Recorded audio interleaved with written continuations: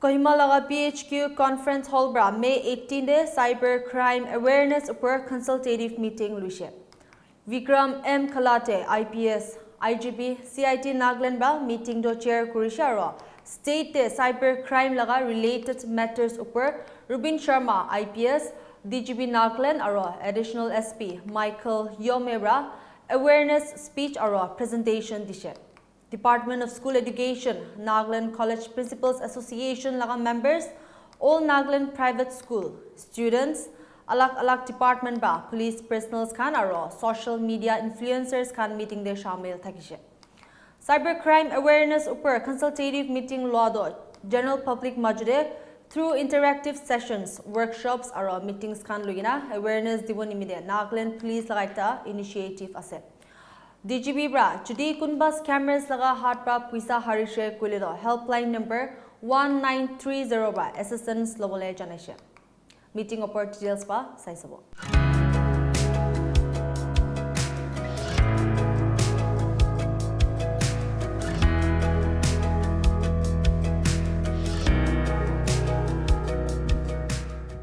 We have tried a lot of initiatives. We mix the Government of India, Nagaland government and Nagaland police has tried a lot of initiatives in the last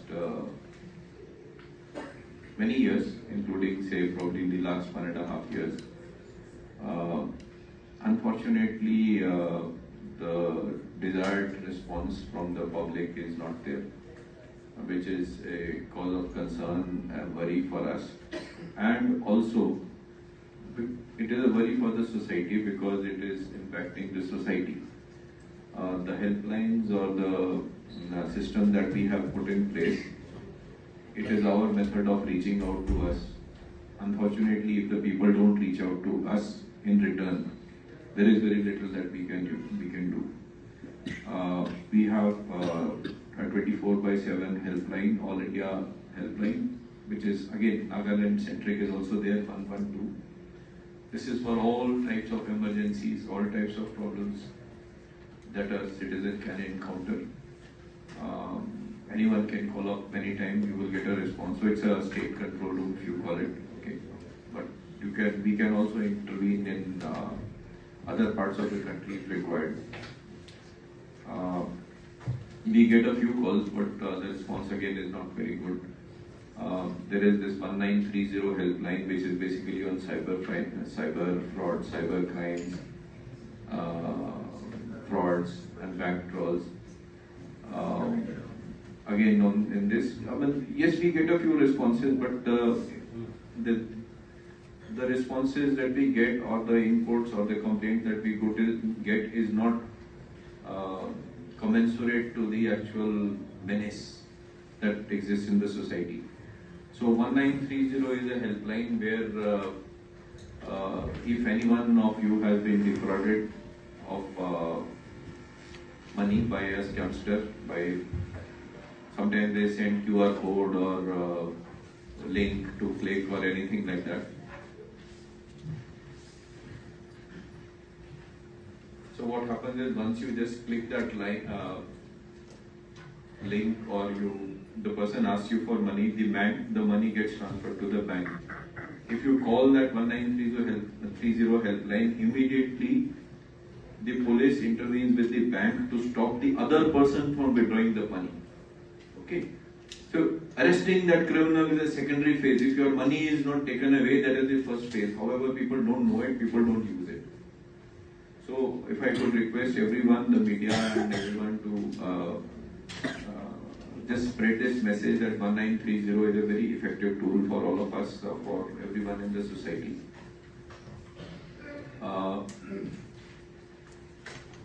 Then Michael will give a PowerPoint presentation on other aspects of cybercrime.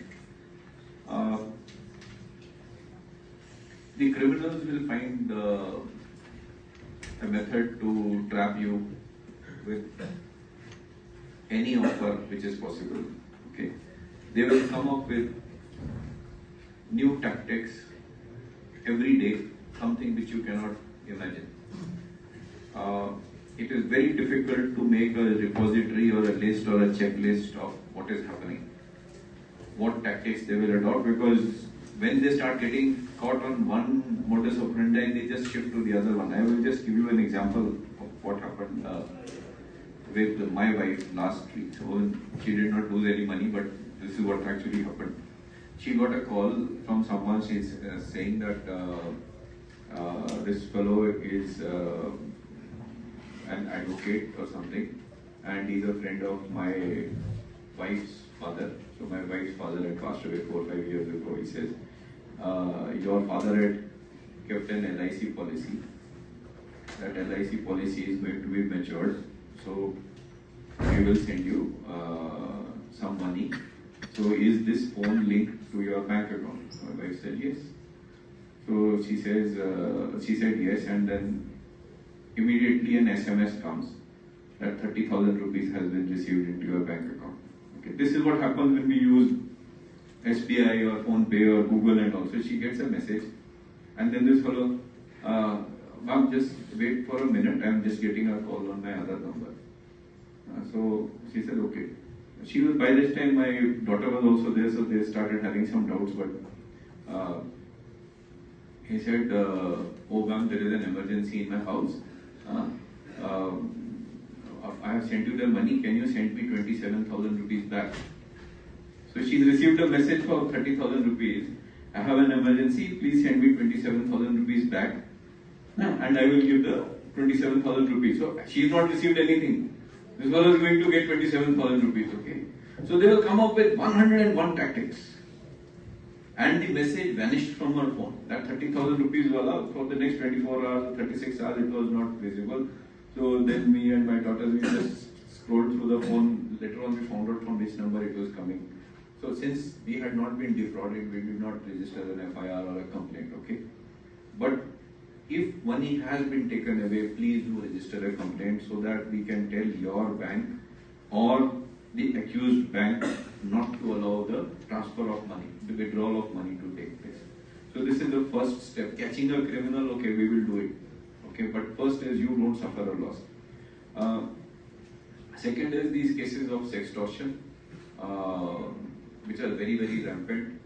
Sextortion is like someone making a video call to you, or making a normal WhatsApp call to you, or a mobile phone call to you, and some lady or someone will pose with a nude photograph and then take a screenshot or record this and say, "Tumi dene ka koi paisa de."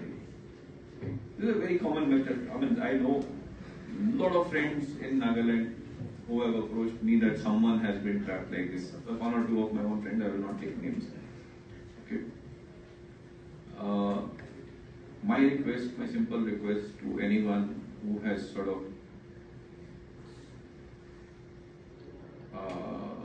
because of a mistake got into this, watched a video or something like that, anyone asks you for money, please do not pay. Report to the police, report to us.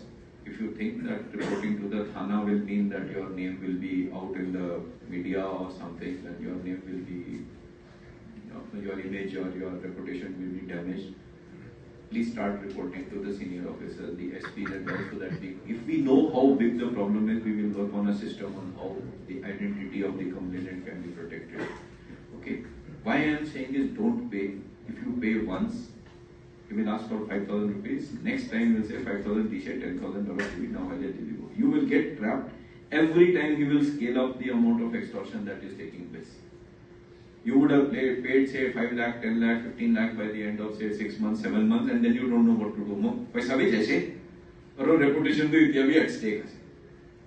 Okay, your reputation will always be at stake in these cases, but you can save that money. Okay. Use of social media. I think most of us are on social media. Social media is our method of communication with the world at large, with our friends, with our relatives, expressing our views to people, countering the views of others, sending messages across to people. Okay. Not only personal messages, but also community-oriented messages you can send to the public. So there are a lot of advantages of social media, but besides the crime part of it, the extortion and other crimes, I'm saying the abuse of social media or sort of misuse of social media which can cause law and order issues. So that is very important, okay? Automatically YouTube, based on the location from which the YouTube channel is being run, specific to that location or general, YouTube automatically starts putting advertisements on your YouTube channel. Okay, so if you have used YouTube or Instagram, you see automatically ads are even before you see, after you see, if the video is say 10 minutes long, after 2 minutes that will come. So you think it is a disturbance. Only for them it is a revenue because of that they get the revenue. So the advertising companies or these companies, they are giving money to the YouTube or Google, and Google is putting these advertisements into the YouTube channels or the Instagram channels. And when that click is there or someone views that, there was one social media influencer, okay, youngster. He was working with he had worked with some, say, Chennai film industry or something, okay. After the Manipur instance, Nagaland government is doing nothing for helping Naga students and boys.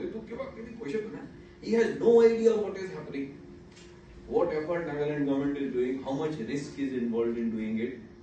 Okay, he just reported Nagaland government has no interest in Nagas ke chhari dishe hoina. We had no option but to register an FIR because it was a wrong information.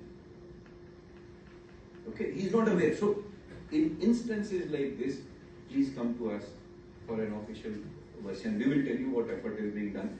Sometimes it is also possible that we will tell you, Kore ase, na, itu kore ase, bole bhi itya media te namli. But it is a matter of building that mutual trust between you and us. Once we have that trust, he knows what is happening. But it's a very difficult decision for everyone to take. For a public, though, and the intricacies of cybercrime is not something which even a lot of police officers are not comfortable with. Because it deals with technology, which is a very specialized subject. And like Michael has said, every human civilization, the changes happens when technological breakthroughs happen. Like from the time fire was discovered, then we moved on to this discovery of will.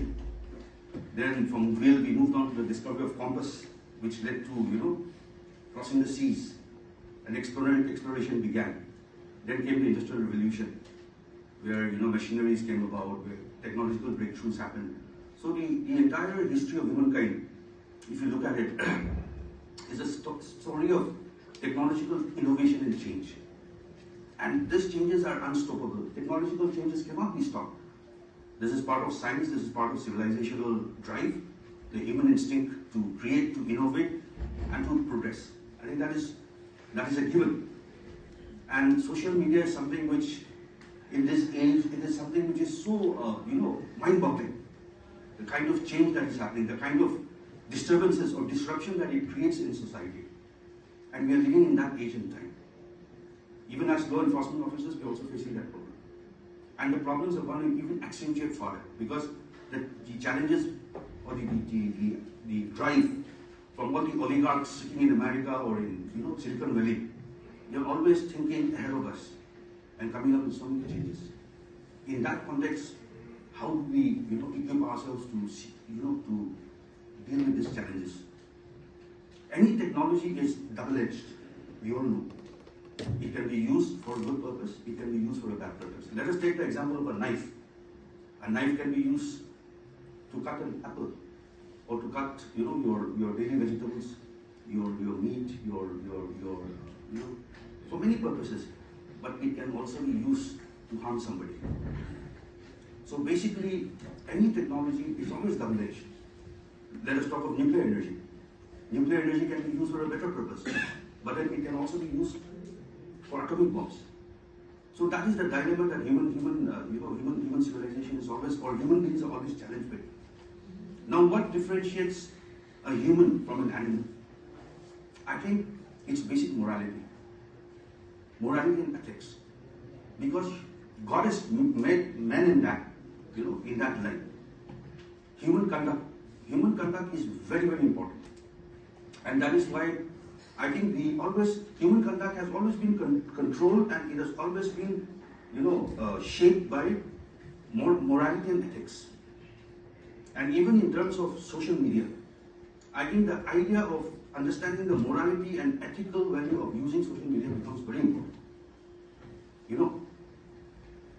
And those values, the ability for all of us to differentiate between what is right and wrong, that is given to all of us. Those are the basic instincts that differentiates us from an animal. Like Michael was saying, a tiger will go and eat a goat, but he will not be held culpable. But if I do a harm to somebody, I'll be taken to task. Because humans we are responsible for our actions. We are a thinking person. God has given us that brain. We are supposed to use it. We are supposed to be moral human beings. We are supposed to be ethical human beings. So in terms of that ethical understanding, I think the use of social media, how do we understand ethics? Ethics is the practice of what you know. And this is a good platform where we are creating this awareness. And that is the reason why I think we need to really deliberate on all these issues. The technical field of what are the problems and challenges that we have, the financial frauds, the kind of losses that are happening in terms of economic values, the kind of mental harassment that people go through, the kind of discord that is created in society because of, in many sense, because of ignorance, or maybe sometimes because of malafide.